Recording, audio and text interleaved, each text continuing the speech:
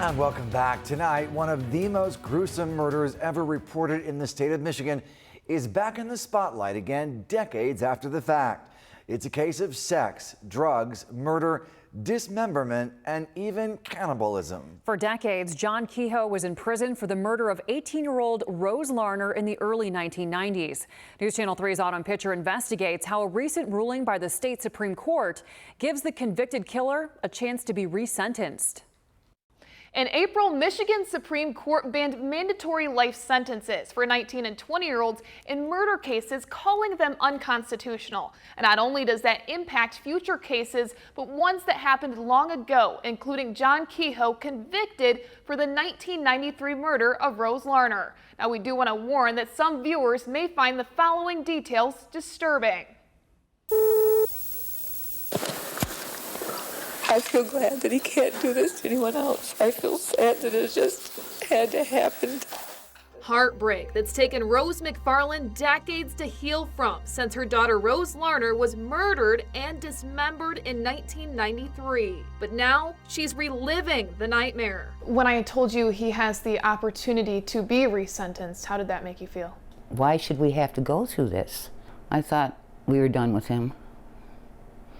And I thought the world was safe from him. Safe from John Kehoe, Larner's on and off again boyfriend in prison, serving life without parole for her murder. But because Kehoe was 20 at the time, a recent ruling by Michigan's Supreme Court makes him eligible for a lesser sentence and could even give him the chance to walk free. Something Calhoun County prosecutor David Gilbert wants to prevent from happening. Homicides, they don't get worse than this. Not only was she murdered, how she was murdered. She was choked. Her throat was slit, then her body was chopped up.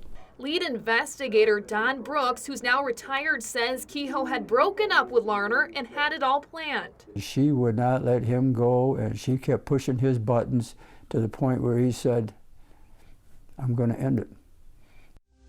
On that cold December night, investigators say Larner left her home to meet up with Kehoe, who promised he'd take her back if she'd have sex with him and her longtime childhood friend, Bill Brown. The three went to Kehoe's grandparents' home in Albion, where prosecutors say they did hard drugs and had sex before Kehoe would eventually strangle Rose in the bathroom with an electrical cord and slit her throat.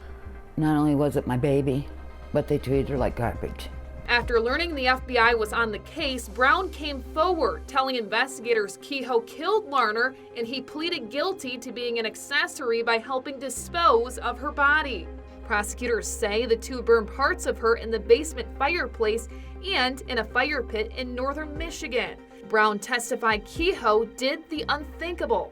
Took a piece of the body that was burning in the pit, put it on a piece of bread with some mustard, and it ate it. I'm sure you can't make sense of any of that, even today. No, I don't want to make sense of it. That means I understand him, and I don't want to understand how he thinks. It would be 3 years of searches without a trace of Larner until investigators say a single drop of blood at the crime scene tied the case back to Kehoe. I mean, I don't know how the lab spotted this, but then they put up luminol in the bathroom area where Rose was killed and in the shower where she was cut up. And that lit up like a Christmas tree. I spoke on the phone with Kehoe, who maintains his innocence decades later. Do you still say it's Bill Brown that was the murderer that night? Yes, absolutely. Because when I returned to the house, Rose was dead. Bill Brown was there. He was the only one that could have done it. The 51-year-old convicted killer has filed several appeals, which have all been denied.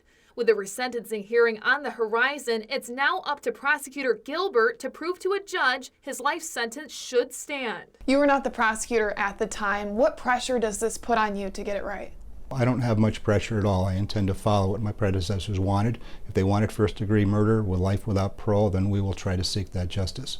Justice McFarland says her family deserves in order to have peace. I owe this to my children and my grandchildren. I'm going to fight till the end to keep him in prison. I don't see no reason to let him out because he's evil.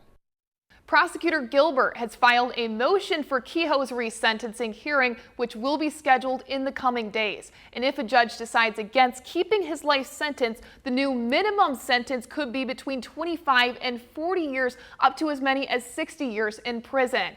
I also spoke on the phone with Bill Brown, who said he would testify again against Kehoe if necessary. In studio, Autumn Pitcher, News Channel 3.